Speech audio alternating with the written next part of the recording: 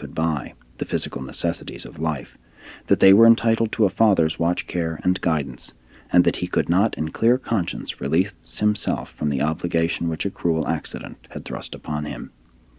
He paid compliment to his mother and eldest brother for being willing to release him, but reiterated that loyalty to a dead father forbade his leaving the family, no matter how much money was forthcoming for their material support, making his never-to-be-forgotten statement that money cannot love. In the course of this address, Jesus made several veiled references to his life mission, but explained that, regardless of whether or not it might be inconsistent with a military idea, it, along with everything else in his life, had been given up in order that he might be able to discharge faithfully his obligation to his family.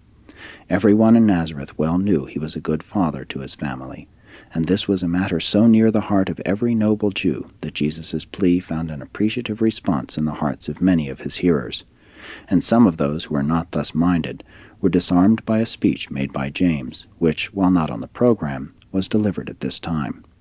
That very day the Chazan had rehearsed James in his speech, but that was their secret. James stated that he was sure Jesus would help to liberate his people if he, James, were only old enough to assume responsibility for the family, and that, if they would only consent to allow Jesus to remain with us to be our father and teacher, then you will have not just one leader from Joseph's family, but presently you will have 5 loyal nationalists. For are there not 5 of us boys to grow up and come forth from our brother father's guidance to serve our nation? And thus did the lad bring to a fairly happy ending a very tense and threatening situation. The crisis for the time being was over, but never was this incident forgotten in Nazareth. The agitation persisted, not again was Jesus in universal favor. The division of sentiment was never fully overcome. And this, augmented by other and subsequent occurrences, was one of the chief reasons why he moved to Capernaum in later years. Henceforth Nazareth maintained a division of sentiment regarding the Son of Man. James graduated at school this year and began full-time work at home in the carpenter shop.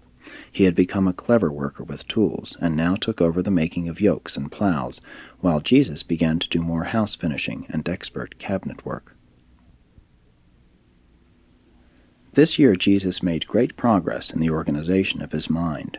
Gradually he had brought his divine and human natures together, and he accomplished all this organization of intellect by the force of his own decisions, and with only the aid of his indwelling monitor, just such a monitor as all normal mortals on all post-bestowal sun worlds have within their minds. So far, nothing supernatural had happened in this young man's career, except the visit of a messenger dispatched by his elder brother Emmanuel, who once appeared to him during the night at Jerusalem. 3. The 18th year, A.D. 12. In the course of this year all the family property, except the home and garden, was disposed of. The last piece of Capernaum property, except an equity in one other, already mortgaged, was sold. The proceeds were used for taxes, to buy some new tools for James, and to make a payment on the old family supply and repair shop near the caravan lot, which Jesus now proposed to buy back, since James was old enough to work at the house shop and help Mary about the home. With the financial pressure thus eased for the time being, Jesus decided to take James to the Passover. They went up to Jerusalem a day early to be alone, going by way of Samaria. They walked, and Jesus told James about the historic places en route, as his father had taught him on a similar journey 5 years before. In passing through Samaria, they saw many strange sights. On this journey they talked over many of their problems, personal, family, and national. James was a very religious type of lad, and while he did not fully agree with his mother regarding the little he knew of the plans concerning Jesus' life work, he did look forward to the time when he would be able to assume responsibility for the family, so that Jesus could begin his mission.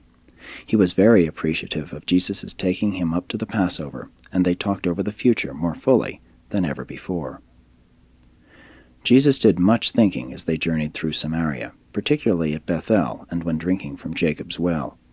He and his brother discussed the traditions of Abraham, Isaac, and Jacob. He did much to prepare James for what he was about to witness at Jerusalem, thus seeking to lessen the shock such as he himself had experienced on his first visit to the temple. But James was not so sensitive to some of these sights. He commented on the perfunctory and heartless manner in which some of the priests performed their duties, but on the whole greatly enjoyed his sojourn at Jerusalem. Jesus took James to Bethany for the Passover supper. Simon had been laid to rest with his fathers, and Jesus presided over this household as the head of the Passover family, having brought the paschal lamb from the temple. After the Passover supper, Mary sat down to talk with James, while Martha, Lazarus, and Jesus talked together far into the night. The next day they attended the temple services, and James was received into the commonwealth of Israel. That morning, as they paused on the brow of Olivet to view the temple, while James exclaimed in wonder, Jesus gazed on Jerusalem in silence. James could not comprehend his brother's demeanor. That night they again returned to Bethany, and would have departed for home the next day, but James was insistent on their going back to visit the temple, explaining that he wanted to hear the teachers. And while this was true, secretly in his heart he wanted to hear Jesus participate in the discussions, as he had heard his mother tell about. Accordingly, they went to the temple and heard the discussions, but Jesus asked no questions. It all seemed so puerile and insignificant to this awakening mind of man and God. He could only pity them.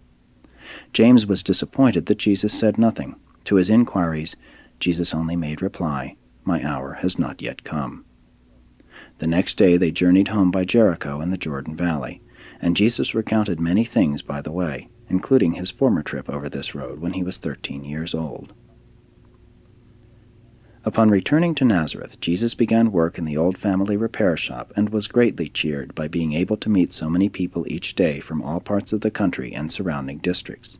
Jesus truly loved people, just common folks. Each month he made his payments on the shop and, with James's help, continued to provide for the family.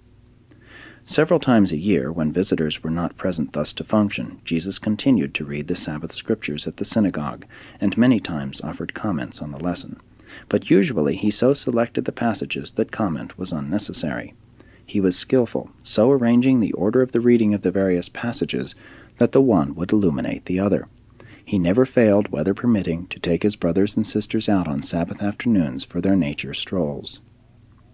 About this time the Chazan inaugurated a young men's club for philosophic discussion, which met at the homes of different members, and often at his own home, and Jesus became a prominent member of this group.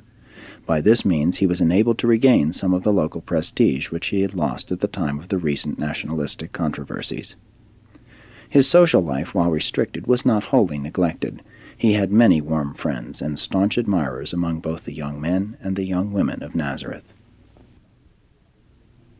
In September, Elizabeth and John came to visit the Nazareth family.